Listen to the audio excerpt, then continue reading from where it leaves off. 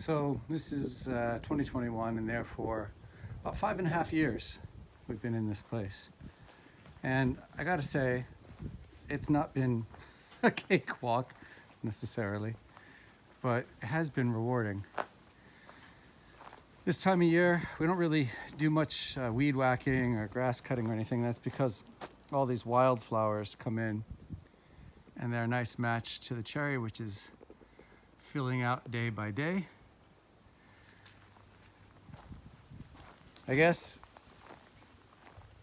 this is the southern garden.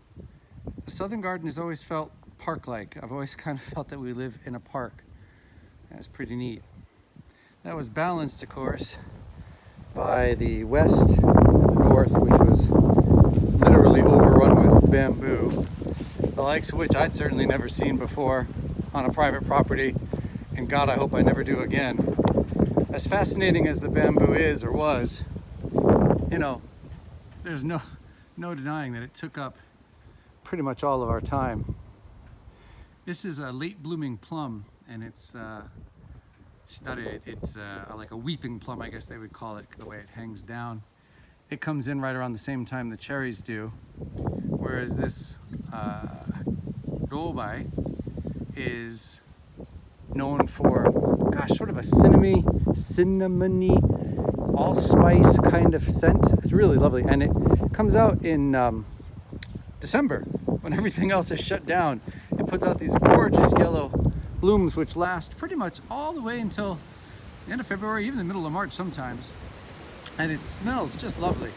Here's some blackberries we grow.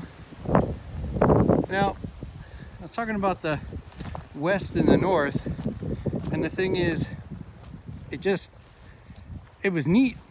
And I guess if there was only the one kind of slower growing bamboo, we would have thought about dealing with it, but it was just too damn much for us to deal with. This is all the stone that somehow manages to make its way into our yard. Kimberly's rolling her eyes at this point, I'm sure. Just the different people that I know, they'll be like, hey, listen, came across this cool thing, think it might work in your garden. And if you've ever had to buy stone, you know that stones this big, and it's, you know, not quite sofa, or not quite recliner chair size, but it's damn close. They can cost hundreds, even more, thousands, depending on the stone. So to have this sort of stuff delivered for free makes a huge difference. This Iwafune Ishi came from a building that somebody tore down. These were the foundation stones, and these aren't milled anymore. They're not quarried anymore. So again, to have access to this kind of stuff is just astounding. This is a Cutie chestnut tree, and when we first bought this place, pretty much everything in this shot from here was entirely bamboo. You couldn't see the kuda, or the storehouse. You certainly couldn't see this tree, and it was pretty weak, thin, because it never got any sunlight. So we made it a point in our first year, I think it was, to clear that out, and boy, it just took off. 2 years ago, we got it a buddy, so now it's growing up there. Coming in, you can see that the grading has been really well done. The landscaper made sure that the water will flow 1/3 this way, another third will flow towards the kuda, and then the last third will flow towards the north. The idea is to prevent any one main stream from coming in. These trees came with the house, so to speak. They were in the bamboo. They're enoki. Well, this one's enoki anyway. And rather than throw them away, same with this one, some people don't necessarily like them. They think, oh, they're kind of gomy, but they make gorgeous trees. I'll show you two full-grown ones over in the driveway that I just think are great. So coming around here, looking at the west, this is Kusunoki, and you'll see there are 3 of them, and there are another 2 around the corner. That's camphor. If you guys know the smell of mothballs, I guess, that's camphor, and they're highly bug resistant. They're very strong. They can grow to be huge, and I needed trees that were going to protect everything else from the wind. In addition to the camphor, we've got in the center of that mound over there, we've got a Suzukake no ki, which make these beautiful little bell-like flowers, and a Ego no ki over here. And then you see I've got Tsutsuji planted here, there, and everywhere coming in. Obviously watering this stuff is going to be a bit of a chore. Up towards the peak here, we've got a cherry tree which was growing in the bamboo. I don't know if it's going to make it. It was pretty worked when it got pulled out, but hopefully it'll make it, because that would be really awesome.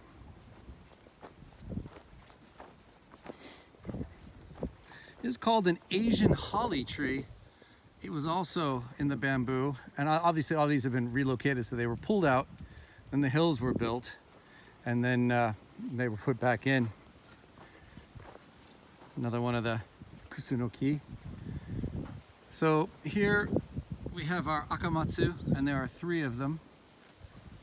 And over on the other hill we have some kuromatsu. This is a renge tsutsuji. It's supposed to be pretty hard to raise. I'm gonna do my best, but never had any chance to try this stuff before, so we'll see. Here we've got a karin, or a quince. Quince are a fruit that smell wonderful. You can make a jam from them, but I don't know necessarily how well that works out. We'll see if they actually produce any. Here we got a couple of trees that grew together in the bamboo. One of them is an enoki. And rather than kill one or the other, we thought, well, stuff it. We'll put them in the ground as it stands, and just that's how it was in nature, so we're cool with that. Another one of the kusunoki. Here we have another kind of tsuji. This is a Yamatsuji. This is a kobai, not to be confused with robai. This makes amazing scarlet blooms in spring. And that is a Yoshino Tsutsuji, according to the tag. Never heard of it before, but gosh, beautiful flowers. Then I've got a bunch, you can hardly see it here, but I've been growing maple trees, momiji, from seeds that fall into the yard from the other momiji trees. So, oh, here's another kind of tsutsuji. This is a mitsuba tsutsuji. Another couple of more momiji here. Coming around this way, this is another Suzukake no ki. And then this really tall one is urushi no ki. A Japanese sumac, that's what they get lacquer from. And the cool thing about it is it makes amazing foliage in autumn. Now, I don't know if you can see in here all these little wet spots. They're here, they're all up here, coming along this way, they're all up here. These are dodan tsutsuji, and these make beautiful white bells in spring, and then, you know, nice green leaves in summer, and then in autumn they make this amazing gold, orange, red set of foliage. So I was telling Ogura-san, the landscaper, that I wanted to make these hills covered in dodan tsutsuji with the thought that in autumn they would make these amazing golden carpeted hills.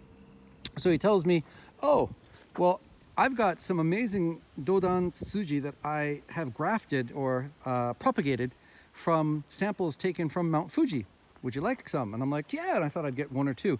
He gave me like 70, 80 of them, enough to do up the whole 3 hills. So now it's, you know, they're slow growing, so it'll be a long time before my vision is fulfilled. It might be freaking 10 years for all I know. But if you could just picture these 3 hills covered in this beautiful orange gold carpet, you know, in the form of shrubs, you get an idea what I'm going for. It's coming around on this side. Every so often you'll see a little one here. We actually have, we had Japanese tea shrubs growing on property. We didn't know it for years. Just kept weed whacking them down without thinking about it. And then the neighbor pointed it out. We started saving them. Well, then we did this. We had to pull them all out. So we've saved, I don't know, about 5 or 6 of them.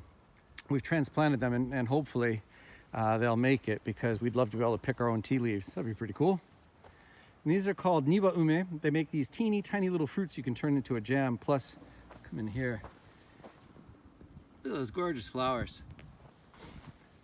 And coming around, we have yet another tsutsuji. Amazing colors. These are all freshly transplanted, so obviously they're going to be in a little bit of shock.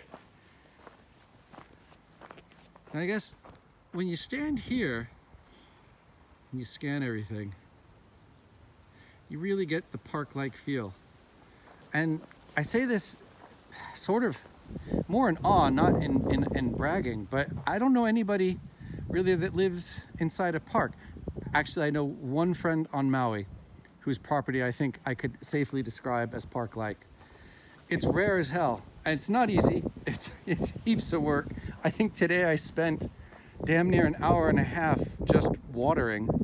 But gosh, how many times do you get a chance in your life to try something like this? I certainly haven't ever. In Hawaii, we had a postage stamp sized lot with a 40-year-old, nothing special house that I gutted and renovated. But geez, to be able to do this kind of stuff and have a go, it's pretty special.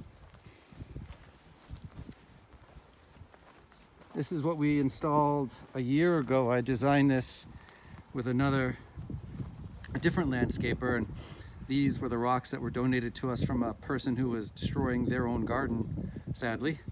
But at least we were able to give everything another life. And I think I'll need to step out for you to see these trees. These are those enoki, the ones that some people say are ugly. Gosh, I don't know. I think they make beautiful shapes. And, you know, they've proven their worth. They settled in here naturally. They thrive despite the bamboo's best attempts to smother them. And so I'm willing to give it a go. It's a windy, tough place to live at times, I think, for trees. So to have ones that have proven they can cut it, that's all right, you know.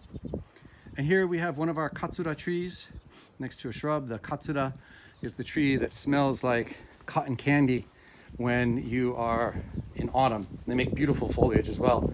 There's also dead ahead Nanking Haze. Nanking Haze makes this amazing leaf. They look like tiny little spearheads maybe. And when autumn hits, they turn just beautiful colors. Another Katsura no ki here. And then I guess I'll wrap up by just showing you my intentions for what's going on next. We're gonna get water in the next couple of weeks, run out to this side of the house. Currently there's no water, hell, there's hardly any electric. And the idea is that this little extension you see on the end here, that's an old pit style toilet that hasn't been used in, I don't know, decades. And we're gonna knock out the walls, put in windows, put in a bathtub and make this an indoor-outdoor tub. So picture, if you will, whether it be spring, autumn, or gosh, even winter, sitting in the tub here, and this is the view that you would have. Clearly, I'm going to have to make some sort of screens, or else everyone else will be treated to the Paul show as he does his best Crayon Shinchan impersonation. Oh, shady booty booty. Well, that's all for now. Anyway, I thought you guys would enjoy the golden light and get a sense of where we are in this project.